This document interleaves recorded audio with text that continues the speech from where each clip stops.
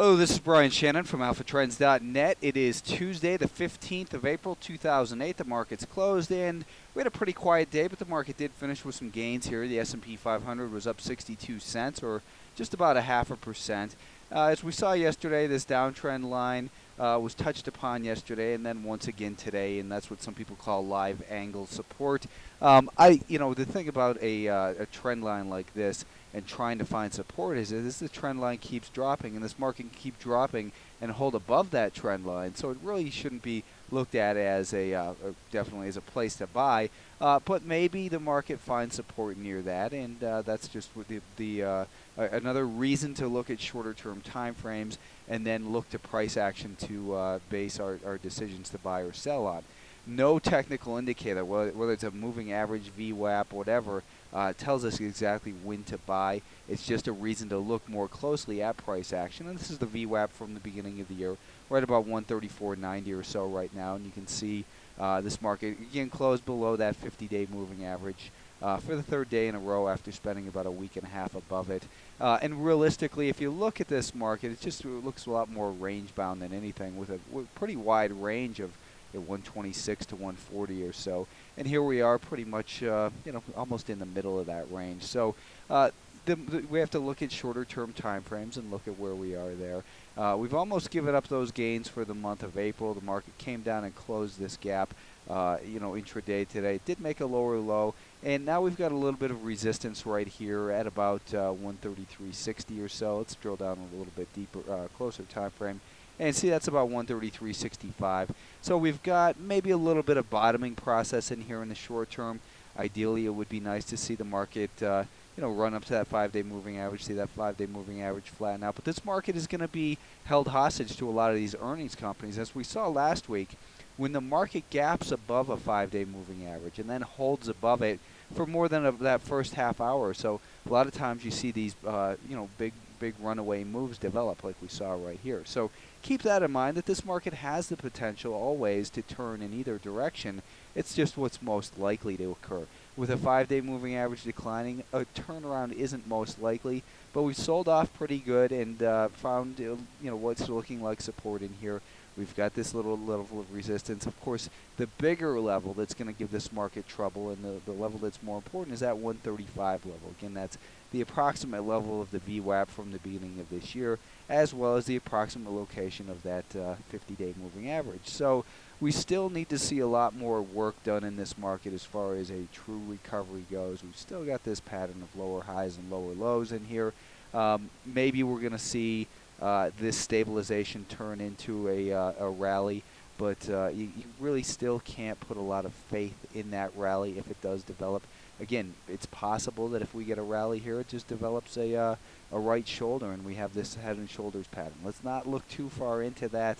Let's wait for more evidence from this market. But it's just looking more range-bound, more neutral than anything. The Russell 2000 finished with a 48-cent gain. This market is coming down to that 68.5, 69 level that has been so important for quite a while in here.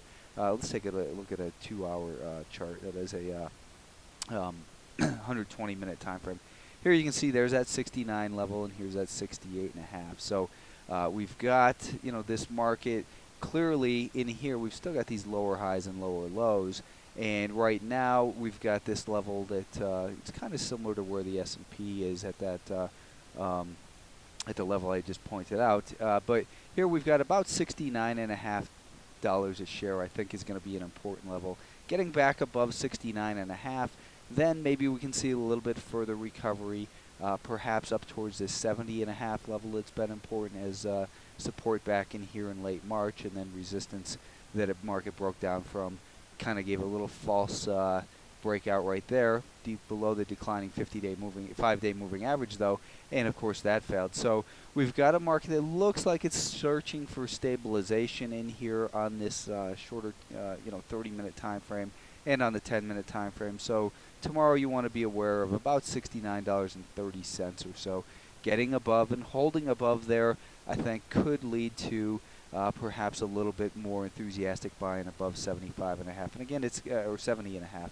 And it's going to depend a lot upon these earnings reports. We've got earnings from Intel after the bell here, probably reporting right now as I'm speaking.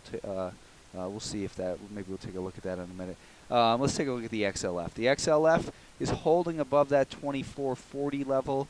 2440, as you know, is the level that we've seen support being formed at here over the last month or so. And we've still got a declining 50-day moving average. We've still got this terribly down slope trend line. So we're still in a overall decline, and this market is going to have to get above the important 2620 level for us to really have any faith in any movement.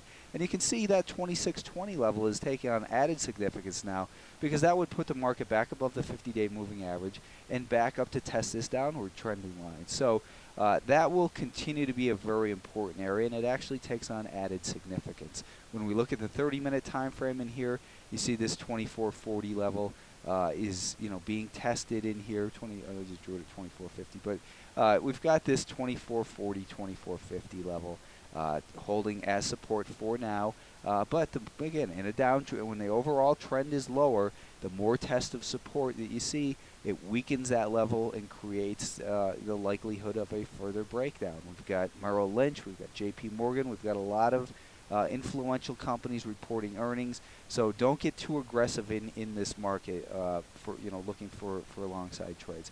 25 looks like a potential level of resistance right here. Getting above and holding above that, then maybe it puts that 2620 level into play on the upside. But we've got to take it one step at a time. And right now, this market's still declining and showing signs of stabilizing here in the short term, but not very convincing yet. We still need more time for this market to heal. The Nasdaq 100 has come down to, again, the most important level in my mind of potential support in here, that if broken is going to lead to bigger problems, is 4350 level. We've seen it as resistance over here. We've seen support through 2.5 weeks ago, and we're coming close to it right now. You see this market is struggling also to hold above that 50-day moving average. So when we look at the shorter term time frames, we can see that 43.5 level, the significance in there, and let's call it 43.5 to 4370 or so. And you can see that that is a significant level for this market. We've also seen 44.5. That was back here, this level, and then we had seen it as close to being support last week. But a little bit of resistance here earlier this week at that 44.5 level. So that takes on added significance. Getting above there and holding above there, I think, can maybe put these other levels back into play. That in some of these upside levels that first of all we've got we've got the 4450, 4460 level. Above that, then potentially we've got the movement up towards about 45.5. Again, though, the primary trend is lower. We've still got a big mess on our hands. It's going to take time to heal this market, and it's going to be very stock dependent upon what earnings are for each individual stock.